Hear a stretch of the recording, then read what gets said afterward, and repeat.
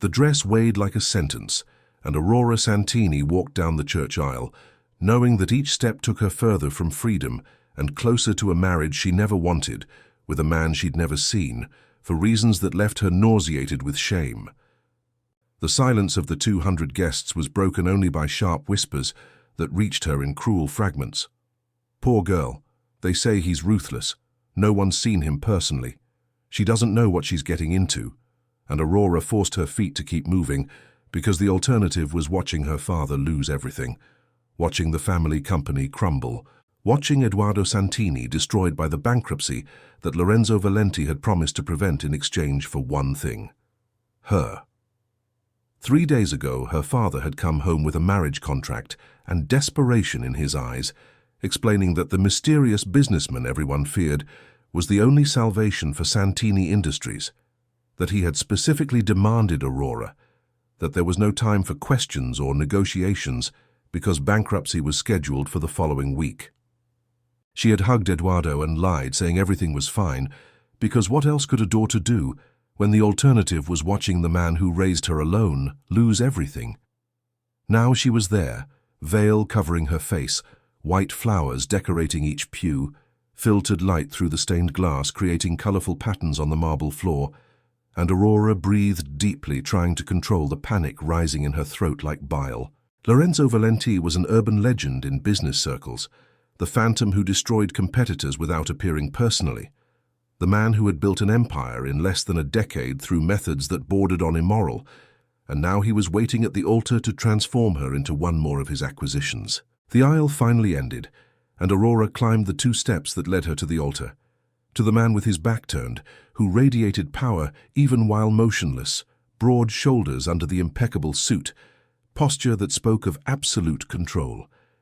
Edoardo released her with a final squeeze of her hand that was half comfort, half apology, and then she was alone. The priest beginning the ceremony with a monotone voice, while Lorenzo finally turned slowly, as if he had all the time in the world. The world stopped.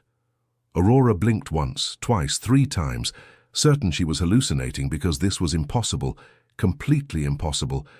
But the image didn't change, didn't disappear, remained there solid and devastating and real. Lorenzo. Not Lorenzo Valenti, the ruthless businessman. Lorenzo. Her. Lorenzo. The boy who lived next door 20 years ago. Giovanni Valenti's son, who worked with her father and lived in a modest townhouse while the Santinis occupied the mansion on the corner. The green-eyed boy who used to jump the garden wall to play with her when they were 7, who had taught Aurora to ride a bike and make newspaper kites, who had shared his last piece of chocolate with her when her mother died, and Aurora spent weeks unable to eat anything. The thin, smiling teenager who had been her best friend throughout childhood, who had held her hand on the first day of school and promised to always protect her, who had kissed Aurora for the first time under the cherry tree in the garden when she was 15 and he was 17, shy and trembling and so sweet that she had felt her heart melt completely. Her first love, her first everything. The boy who had disappeared 10 years ago without explanation, without goodbye, without leaving a trace beyond a hole in Aurora's chest that had never completely healed. But the transformation was brutal and complete. The thin and awkward Lorenzo replaced by a man who seemed carved from marble and ice, broad shoulders, defined jaw, angular features that age had made harder, and it was the eyes that destroyed her. Those green eyes that used to look at her as if she were the most precious thing in the universe, now watching her with hatred so pure that Aurora felt as if she'd been physically struck. A smile began to form on her lips without control, trembling and mixed with tears, because this had to be a sign of fate, had to mean she wasn't being sold to a stranger, but rather reuniting with the love of her life. Lorenzo had come back for her, had become rich and powerful, and now returned to claim her to finally fulfill all those childhood promises. Lorenzo, she whispered, and the word came out loaded with 10 years of longing and love that had never died. It's you. You came back. Something passed across his face too fast to identify, but was replaced by a mask of ice that left no room for interpretation. He didn't respond, didn't nod, made no movement that indicated he'd heard or cared, just continued looking at Aurora with those eyes that used to be her safe place, and now seemed like a silent threat. The priest cleared his throat and began the vows, and Lorenzo said each word as if it were poison he was being forced to swallow, pronounced with icy precision that transformed promises of eternal love into something that sounded more like veiled threats. Aurora repeated on autopilot, her voice weak and trembling, because part of her still hoped he would break that mask and explain it was all a test, a joke, anything besides that impossible reality. The rings were exchanged, and Lorenzo's fingers were cold when they touched hers to slide the ring onto her finger. Cold and impersonal, as if he were signing a particularly tedious contract. Aurora tried to capture his gaze when she placed the masculine ring on Lorenzo's finger, tried to find any spark of recognition, but he was looking at a point above her head, refusing to meet Aurora's eyes with a determination that was more painful than any words. "You may kiss the bride," the priest announced. Lorenzo turned to her, and for a second Aurora thought she saw a crack in that ice facade, something that could have been pain or regret. But then he leaned in, and the kiss was cold and calculated, lips pressing against hers for exactly 2 seconds, before pulling away without warmth, without emotion, without anything beyond the minimum necessary performance. The guests applauded, and Lorenzo took her by the elbow with almost painful firmness, guiding her down the aisle while people threw rose petals that looked like drops of blood against the white dress. Outside, the sun shone in an obscenely perfect sky, and Lorenzo continued guiding Aurora toward the black car waiting, a luxury sedan with dark windows that seemed to promise privacy and perhaps finally some answers. The driver opened the door, and Lorenzo practically pushed Aurora inside before entering behind her, and the sound of the door closing had a terrible finality. For a moment, there was only silence as the car began to move, pulling away from the church, and Aurora turned to Lorenzo, preparing to demand explanations. But he leaned in before she could speak, crossing the space between them with a movement that was predatory, in ways that made her heart race, staying close, so close that Aurora could feel the heat of his body despite the emotional coldness he radiated, could see every detail of those green eyes she knew by heart, but that now seemed to belong to a dangerous stranger. Lorenzo raised a hand, and his fingers traced the line of Aurora's jaw in a touch that was almost affectionate, almost tender, but when he spoke, his voice was low and icy, each word pronounced with precision that transformed them into glass shards. "You're going to pay for what your family did," he whispered against her ear, and the proximity should have been intimate but was threatening. "Every single day of this marriage." He pulled away after that and returned to the opposite side of the seat, leaving Aurora frozen, her hands trembling in her lap as she tried to process what she'd just heard. "Pay for what your family did." The words echoed in her mind in a spiral that made no sense. "Lorenzo, what do you—" she began, but he cut her off with a look so cold that the words died in her throat. "Don't speak," he ordered, and there was so much venom in that order that Aurora felt tears finally escape. "Don't say my name as if you had the right to it. Don't pretend you don't know exactly what I'm talking about." "But I don't know!" The words came out in a desperate cry. "Lorenzo, please, I don't understand anything. You disappeared 10 years ago without explanation, and now you come back like this, forcing me to marry, talking about revenge." "You weren't forced into anything," he laughed without humor. "You accepted because Daddy was desperate, and you've always been the obedient little daughter." The cruelty of the words was like a slap, and Aurora blinked, trying to understand how the sweet boy who had comforted her when her mother died had transformed into this man who looked at her with such contempt. She went quiet then, hands clasped in her lap to hide the trembling, eyes fixed on the window as Milan passed by quickly, the city she'd known since childhood now seeming strange and hostile.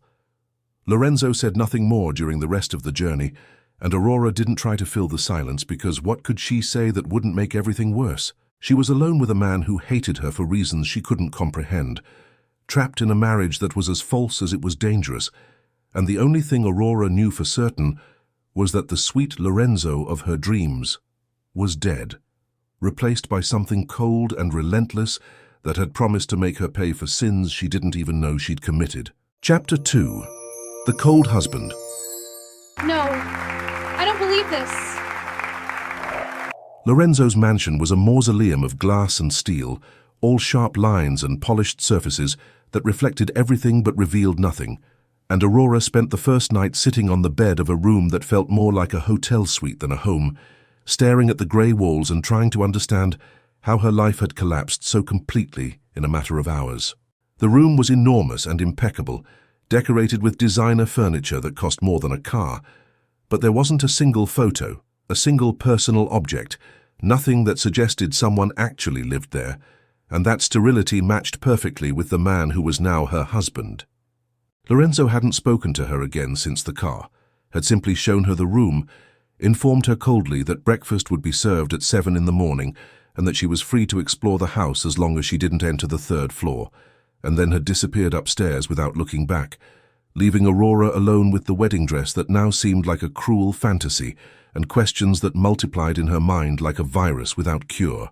She didn't sleep that night, stayed awake listening to the strange sounds of the enormous house, the wind against the glass windows, the occasional creaking of wood settling, and every time she closed her eyes, she saw Lorenzo's face at the altar, those green eyes full of hatred, and tried to reconcile that image with the boy who had promised to love her forever. Morning arrived cold and grey, sky covered with clouds threatening rain, and Aurora forced herself to get out of bed, to shower, to put on one of the outfits that someone had brought from her father's house during the night, and went downstairs at 7 o'clock sharp, because she didn't know what else to do. The dining room was as impersonal as the rest of the house. Black marble table that could easily accommodate 12 people, grey leather chairs, enormous windows that offered a view of a perfectly manicured garden that seemed too artificial to be real. Lorenzo was already there, sitting at the head of the table, dressed in a navy blue suit that probably cost 3 months' salary for a normal person, reading something on his tablet while a cup of coffee steamed beside his elbow. He didn't look up when Aurora entered, didn't greet her, made no movement that indicated he'd noticed her presence, and that calculated indifference hurt more than any direct insult could have hurt. "Good morning," Aurora tried, her voice coming out weaker than intended, and she hated herself for sounding so hesitant, so defeated. "Sit down," Lorenzo responded without looking at her, and the order was so casual, so devoid of emotion, that it could have been directed at an employee or perhaps at a particularly annoying piece of furniture. "The coffee is getting cold." Aurora pulled out a chair on the opposite side of the table, as far from him as possible without being obvious, and a maid she hadn't seen enter materialized beside her with a tray of croissants, cut fruit, and freshly squeezed orange juice. She murmured a thank you that the woman completely ignored, serving everything with mechanical efficiency before disappearing as silently as she had arrived.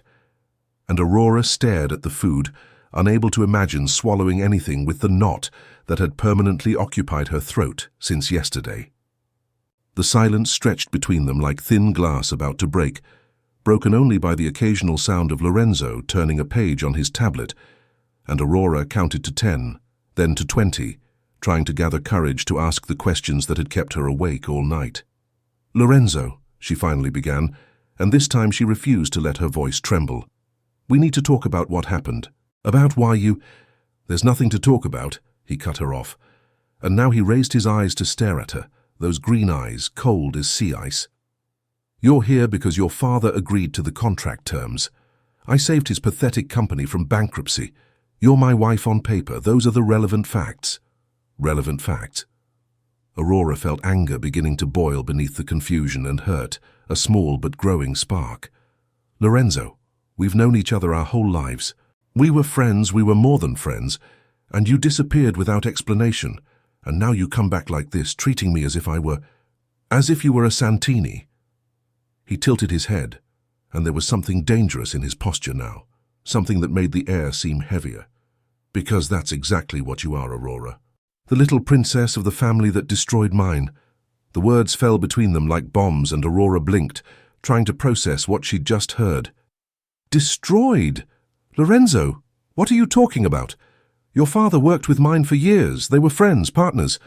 "Were," Lorenzo agreed, and the word came out sharp as a blade. "Until your father's greed killed mine." The world tilted sideways, and Aurora grabbed the edge of the table to stabilize herself, her heart beating so fast she could hear it in her ears. "What? Lorenzo, Your father died in an accident at the factory. It was a terrible tragedy, but my father never—" "Your father knew." Lorenzo stood up, and the movement was so sudden that Aurora instinctively flinched. He noticed, and something passed across his face, maybe satisfaction, maybe pain, too fast to identify. Eduardo knew that machine was defective, knew and did nothing because the repair would cost money, and the Santinis always cared more about profit than lives. That's not true. Aurora was on her feet now too, her hands trembling but her voice firm. My father would never do something like that. He loved Giovanni, they were like brothers. Brothers, Lorenzo laughed, and the sound had no humor, only something destroyed and bitter. Yeah, brothers. One who lived in a mansion and the other who could barely pay rent. One who made the decisions and the other who followed orders. That brotherhood must have been very comforting when my father was dying, buried under rubble from a machine your father refused to fix. Aurora felt tears burning behind her eyes, but refused to let them fall, refused to give Lorenzo the satisfaction of seeing her break. If you really believe that, why marry me? Why not just destroy the company and leave? Something dark passed across his face, something that made Aurora's stomach turn. Because destroying the company would be too quick, too easy. I want your father to suffer knowing he sold his precious daughter to the son of the man he killed. I want him to live every day with that guilt. And me. The words came out in a whisper. What did I do to deserve this? Lorenzo was quiet for a long moment, just looking at her with an intensity that made Aurora want to back away, but she held her ground, kept her eyes fixed on his, even when everything in her screamed to run. When he finally spoke, his voice was low, dangerous. You really think I was going to forget? That I was going to forgive? Forgive what? Aurora took a step toward him, frustration finally overcoming fear. Lorenzo, I was 15 years old when your father died. 15. What the hell do you think I did? For a second, just 1 second, his mask faltered, and Aurora saw raw pain in those green eyes. Pain and something that could have been doubt. But then he turned his back to her, shoulders tense under the impeccable suit. Get out, he ordered. I have work. Lorenzo, I said get out. His voice echoed through the dining room and Aurora backed away, heart racing, because there was something wild in that tone, something that suggested his control was hanging by a very thin thread. She left, legs shaky, and heard something shatter against the wall behind her, glass breaking, and wondered if Lorenzo had thrown the coffee cup or if his own control had finally broken. The days that followed established a cruel and predictable pattern. Lorenzo leaving early for the office and returning late, treating Aurora with glacial politeness when obliged to interact with her and ignoring her completely when not, and she explored the enormous mansion trying to find any clue about what had transformed the sweet boy she knew into the cold man who was now her husband. The library on the second floor had shelves that went from floor to ceiling, all filled with business books and some classics, but when Aurora looked more closely, she found something hidden behind the newer volumes, a small collection of children's books that she recognized immediately because they had been hers, gifts she had given Lorenzo over the years, and the fact that he had kept them, had brought them with him through a decade and continents, made something tighten painfully in her chest. She didn't mention the discovery because she knew Lorenzo would deny it, would attack with more cruelty to compensate for that revealed weakness.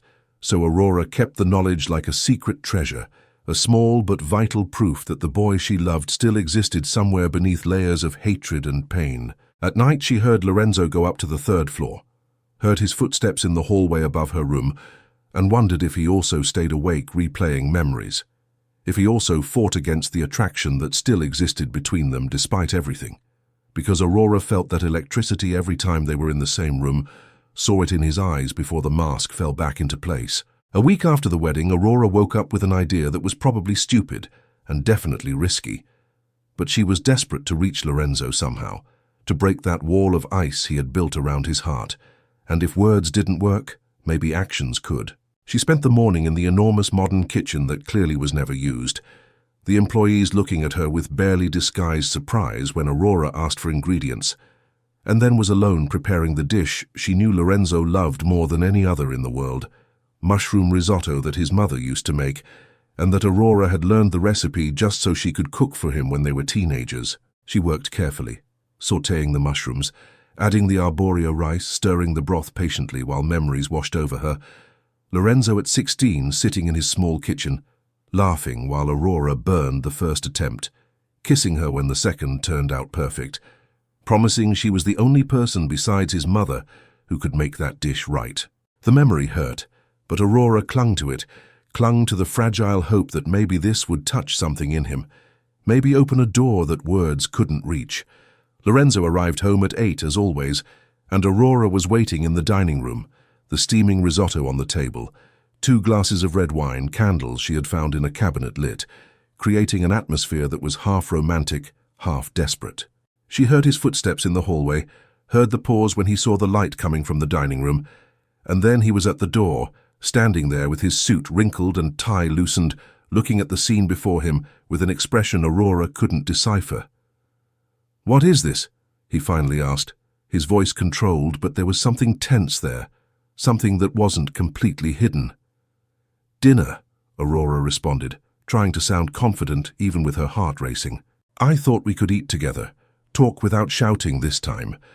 Lorenzo entered slowly, eyes fixed on the table, and Aurora saw when he recognized the dish, saw the way his body became completely still, the mask slipping for just a second to reveal raw pain and nostalgia, and something that could have been desire before he recomposed himself. He walked to the table and Aurora held her breath, hope blooming painfully in her chest. But then Lorenzo picked up the plate of risotto, held it for a moment that seemed to stretch to eternity, and poured the contents directly into the trash beside the sideboard.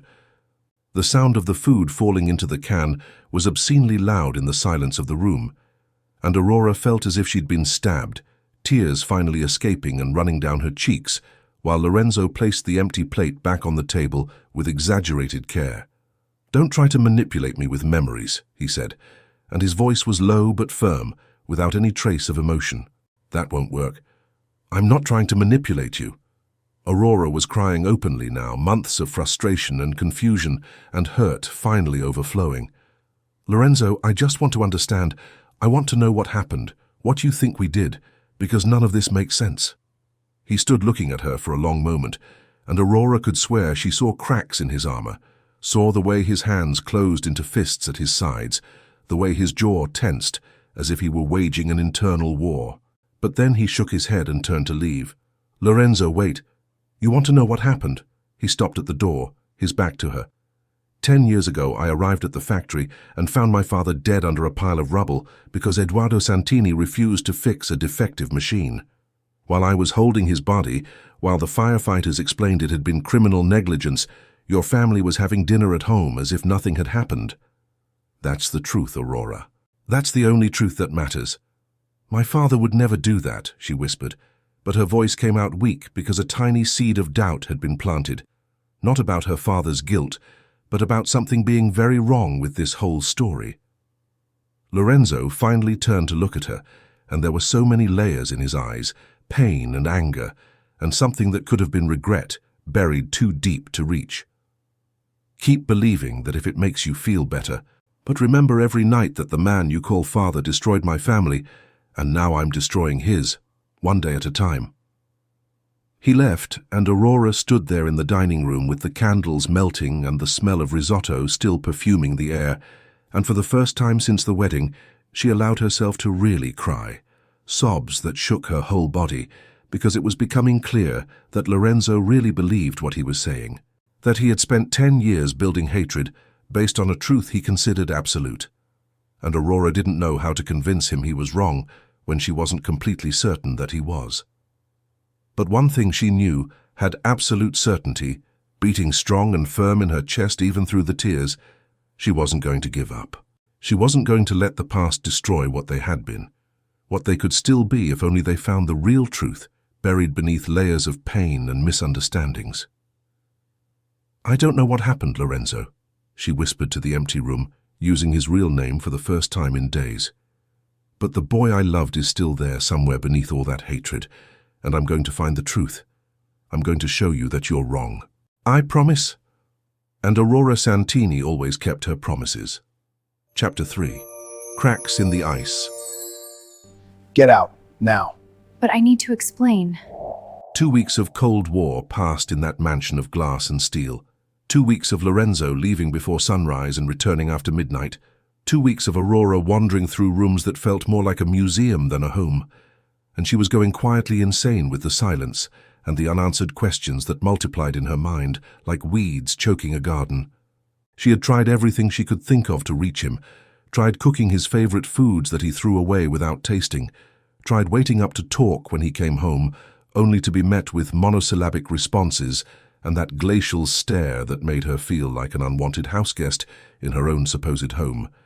Tried leaving notes that he ignored with a dedication that would have been impressive if it wasn't so infuriating. But Aurora Santini had never been good at giving up. Stubbornness was apparently a family trait, even if everything else about the Santinis was currently under question, and she refused to let Lorenzo turn her into a ghost haunting the edges of his life. If he wanted war, fine, she could adapt her tactics, could find new ways to remind him that she existed, and that once upon a time they had meant everything to each other, even if he was determined to pretend otherwise. The breakthrough came on a rainy Tuesday afternoon, when Aurora was exploring the 3rd floor despite Lorenzo's explicit orders to stay away, because honestly, what was he going to do? Divorce her? The floor was smaller than the others, just 3 rooms and a bathroom, and 2 of the doors were locked, but the 3rd opened easily under her hand to reveal what was clearly Lorenzo's private office, all dark wood and leather and floor-to-ceiling windows that offered a view of Milan that probably cost more than most people's houses. The desk was massive and mostly clear except for a laptop and a few neat stacks of papers, everything organized with military precision, but it was the bookshelf against the far wall that made Aurora's breath catch in her throat. There on the middle shelf, partially hidden behind business journals and legal texts, was a small wooden box that she recognized immediately because she had helped Lorenzo's mother paint it when they were children. Bright blue with terrible yellow flowers that 8-year-old Aurora had thought were the height of artistic achievement.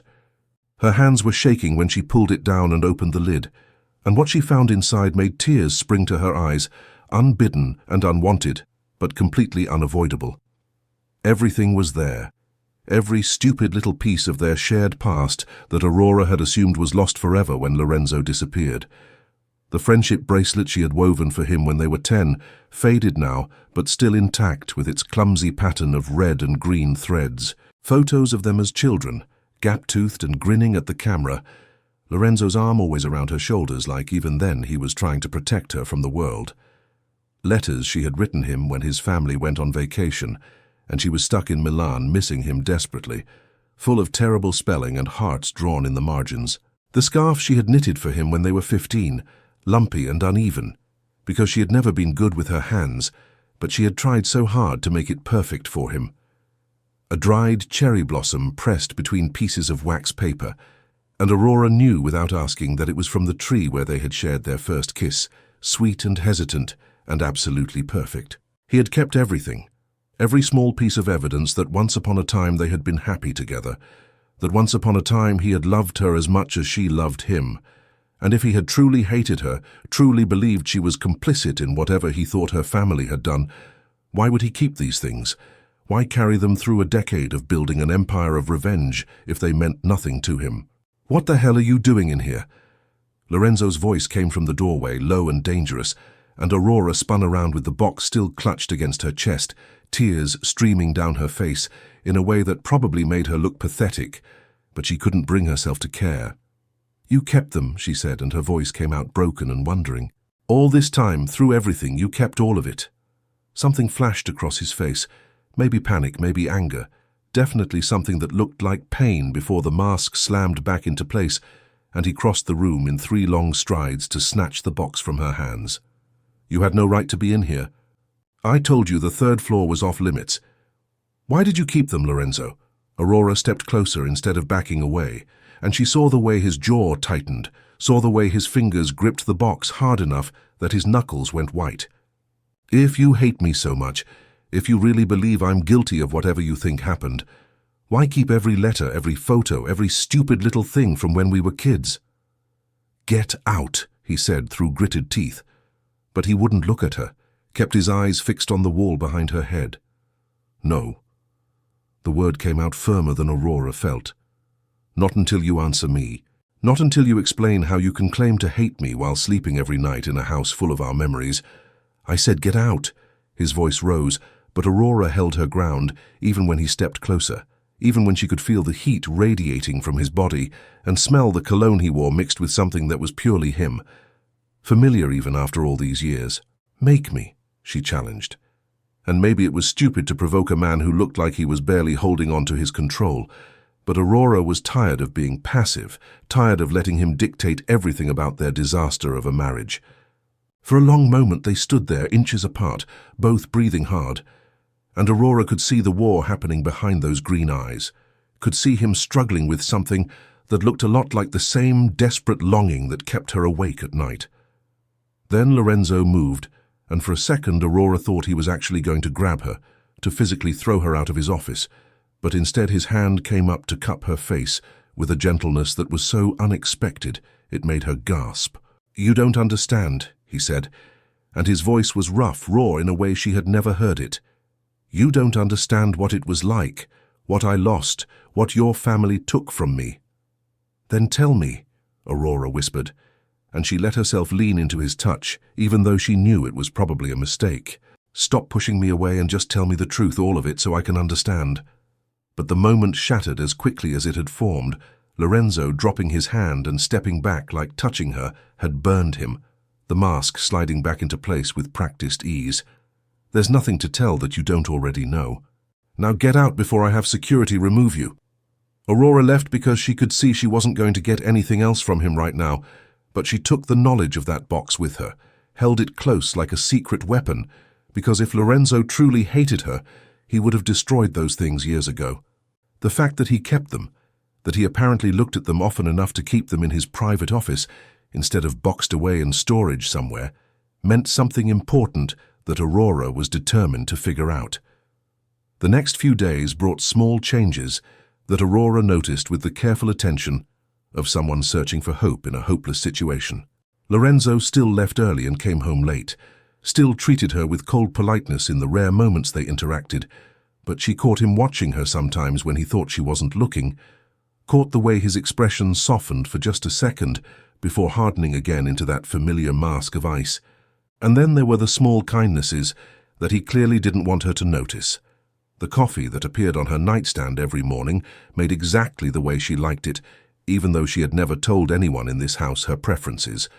The book she had mentioned wanting to read casually left on the table in her room, the thermostat that was always adjusted to exactly the temperature she found comfortable, even though Lorenzo preferred it cooler. They were tiny things, easily dismissed as coincidence or the work of observant staff, but Aurora knew better, recognized them for what they were, small cracks in the armor Lorenzo wore, proof that he cared even when he was trying desperately not to. She started pushing back in small ways, testing the boundaries of what she could get away with, and discovered that while Lorenzo was determined to maintain his facade of indifference, he was also apparently constitutionally incapable of letting her be uncomfortable or unsafe. When she almost slipped on the stairs, he was there instantly, catching her against his chest with reflexes that spoke of instinct deeper than conscious thought, and they stood frozen for a long moment, her hands clutching his shirt, his arms wrapped around her waist, breathing the same air before he seemed to remember himself and set her away with a gruff order to be more careful. When she caught a cold from walking in the rain without an umbrella, because she was an idiot who thought fresh air might help clear her head, Lorenzo appeared in her room at 3 in the morning with soup and medicine and a scowl that would have been intimidating if Aurora hadn't seen the genuine concern buried underneath it. He claimed it was only because he couldn't have her dying in his house. The paperwork would be inconvenient. But his hands were gentle when he felt her forehead for fever, and he stayed until she fell asleep. And when Aurora woke up in the morning, she was covered with his jacket, the expensive wool still warm from his body.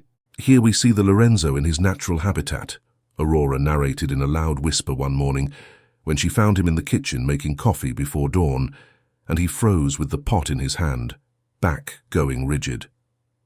Notice how he pretends not to care about the female of the species, but observe closely as he makes her coffee exactly how she likes it.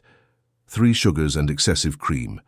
a ritual he performs every morning while telling himself it means nothing. "Are you seriously narrating my life like a nature documentary?" Lorenzo asked without turning around, but Aurora could hear something in his voice that might have been amusement fighting to stay hidden. "The Lorenzo is a fascinating creature," she continued, warming to her theme. "Cold and aloof on the outside, but recent evidence suggests a softer interior he works very hard to conceal. See how he tenses when the female approaches, fight or flight instincts engaged, yet he doesn't actually flee, suggesting you've lost your mind," Lorenzo interrupted. But when he finally turned around, Aurora caught it, just for a second, before he controlled it. The ghost of a smile tugging at the corner of his mouth, and it was the most beautiful thing she had seen in weeks. "Suggesting you still care," Aurora finished softly, all humor draining from her voice. "Even though you don't want to, even though it probably makes you angry at yourself, you still care about me, Lorenzo, I know you do." The almost smile disappeared, and his expression closed off again, but not before Aurora saw real pain flash through those green eyes. "Caring doesn't change anything," he said quietly.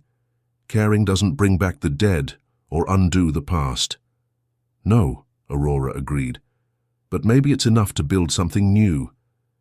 Maybe it's enough to find out what really happened, instead of just assuming the worst." Lorenzo stared at her for a long moment, something complex and unreadable in his expression, and Aurora held her breath, thinking, maybe this was it. Maybe this was the moment he finally let her in. But then his phone buzzed with a message and the spell broke, Lorenzo turning away to check it, with the practiced ease of someone who had been using interruptions to avoid difficult conversations for years. "I have a meeting," he said, already heading for the door. "Lorenzo, don't," he said without stopping. "Just don't." And he was gone, leaving Aurora alone in the kitchen with 2 cups of perfectly made coffee and the growing certainty that beneath all that ice and anger, the boy she had loved was still in there somewhere, fighting to stay buried, but not quite succeeding. Chapter 4. The Truth Unravels. I was wrong. You were. Aurora decided to stop waiting for Lorenzo to tell her the truth and start finding it herself, because 3 weeks of cold shoulders and cryptic comments about her family's sins were enough to make anyone desperate for actual answers, instead of accusations wrapped in ice and anger. She called her father that morning after Lorenzo left for work, asked careful questions about Giovanni Valenti's death, and Eduardo's voice cracked when he explained how devastated he had been, how Giovanni was like a brother, how he had approved the machine repair 2 weeks before the accident. But something must have gone wrong with the work order, because when inspectors checked afterward, the repair had never been completed. Something about that didn't sit right. The pieces not quite fitting together the way they should, and Aurora spent the afternoon researching until she found the address of the old factory that had been shut down after the accident, abandoned for a decade because Eduardo couldn't bear to go back there after losing his best friend. It took 2 bus rides to reach the industrial district on the outskirts of Milan, and the building looked even worse than Aurora expected. Windows broken, walls covered in graffiti, chain-link fence with a hole big enough to slip through if you didn't mind tearing your jacket on rusted metal. The inside was worse, everything covered in dust and debris, old machinery sitting silent like sleeping giants, and Aurora had to use her phone flashlight to navigate through the main floor toward what looked like it might have been the administrative offices. Her heart was pounding because this was probably illegal and definitely stupid, but she needed to know, needed to understand what had really happened here that night, 10 years ago, when everything changed. The office door hung crooked on broken hinges, and inside was chaos, filing cabinets overturned, papers scattered everywhere, water damage from a decade of rain coming through the broken roof. But Aurora started carefully sorting through what remained, looking for anything dated around the time of the accident. It took over an hour of searching, fingers getting black with grime and dust making her sneeze every few minutes. But finally she found it, a file box that had been sealed in plastic and somehow survived mostly intact. Inside were work orders and maintenance logs, and Aurora's hands started shaking when she found the repair authorization for the machine that had killed Giovanni, Eduardo's signature right there approving the work and payment, dated exactly 2 weeks before the accident, like he had said. But underneath it was another document, a cancellation form signed by someone named Ricardo Silva, the factory manager at the time, with a note scrawled in the margin about unnecessary expense and defer until next quarter. Aurora kept digging, found emails printed out because this was 10 years ago when people still did that, and the story they told made her stomach turn. Ricardo Silva had been embezzling money from the company for months, skimming from maintenance budgets and repair funds, covering his tracks by cancelling approved work orders and forging documents that made it look like the repairs had been completed. Giovanni had noticed discrepancies in the books, had started asking questions, had apparently scheduled a meeting with Eduardo to discuss his concerns the day after he died. The final piece was a police report that Aurora almost missed because it was stuck to the back of another document, an investigation into Ricardo Silva that had been opened 3 months after the accident, but then mysteriously closed without charges, a note saying the suspect had fled the country and couldn't be located. He had gotten away with it, had murdered Giovanni to cover up his crimes, and let Eduardo take the blame in the court of public opinion, even though legally nothing was ever proven. Aurora gathered all the documents with hands that wouldn't stop trembling, photographing each page with her phone in case something happened to the originals, and then she actually ran back through the factory and out to the street, desperate to get home and show Lorenzo to make him understand that his entire foundation of hatred was built on lies and murder and a corrupt manager who had played everyone. She burst through the front door of the mansion at 6 p.m., earlier than Lorenzo usually got home, but she couldn't wait, couldn't spend another second carrying this knowledge alone, and found him in his office, standing by the window with a drink in his hand, still wearing his suit, but with the jacket discarded and sleeves rolled up, looking tired and devastatingly handsome, and so lost that Aurora's heart broke a little more. "Lorenzo," she said, and he turned with an expression that started as annoyance at the interruption, but shifted to something else when he saw her face, saw the dirt and dust covering her clothes, the way she was shaking. "What happened?" He was across the room in 2 strides, hands coming up to grip her shoulders, and the genuine concern in his voice made tears spring to her eyes. "Aurora, are you hurt?" "No, I'm fine, but you need to see this." She pulled out her phone with the photos, and then the actual documents she had stuffed in her bag. "Lorenzo, my father didn't kill Giovanni. He was framed." She watched his face as he took the papers, watched the way his expression changed from confusion to disbelief, to something that looked like dawning horror as he read through the work orders, the cancellation form, the emails detailing Ricardo Silva's embezzlement scheme. His hands were shaking by the time he got to the police report, the evidence that Giovanni had discovered the corruption and was going to expose it, that he had been murdered to keep him quiet, and Eduardo had been the perfect scapegoat, because who would question that a rich factory owner had cut corners to save money? "This can't be real," Lorenzo whispered, but his voice was broken. All the ice melted away, leaving only raw pain underneath. "I spent 10 years, I built everything. I married you to destroy your family, and it was all based on a lie," Aurora finished gently. "Lorenzo, my father loved Giovanni. He approved the repair, paid for it, never knew it had been cancelled until after the accident. Ricardo Silva killed your father and let mine take the blame." Lorenzo looked at her, and there were tears on his face now, actual tears streaming down his cheeks, and Aurora had never seen him cry, not even when they were children. "What have I done?" he said, and the anguish in those words was devastating. "Aurora, I destroyed you. I was cruel. I tried to break you, and you were innocent. You were always innocent. You were hurt." Aurora stepped closer, reached up to touch his face with fingers that were still dusty from searching through that abandoned factory. "You were 19, and you lost your father, and you needed someone to blame. I understand, Lorenzo, I understand." "How can you understand?" He grabbed her wrist, but gently, so gently. "How can you stand there and forgive me after everything I've done?" "Because the boy I loved is still in there," Aurora said simply. "You just forgot him for a while." "But I never did." Lorenzo made a sound that was half sob, half laugh, and then pulled her into his arms, holding her so tight Aurora could barely breathe, but she didn't care. just wrapped her arms around him and held on while he shook with years of misdirected grief, finally finding release. They stayed like that for a long time, standing in his office as the sun set over Milan, and Aurora felt something shift between them, something that had been broken starting to heal. "We're going to find Riccardo Silva," Lorenzo said finally, his voice rough from crying but firm with purpose. "We're going to make sure everyone knows the truth. We're going to get justice for my father." "Together," Aurora agreed. "We'll do it together."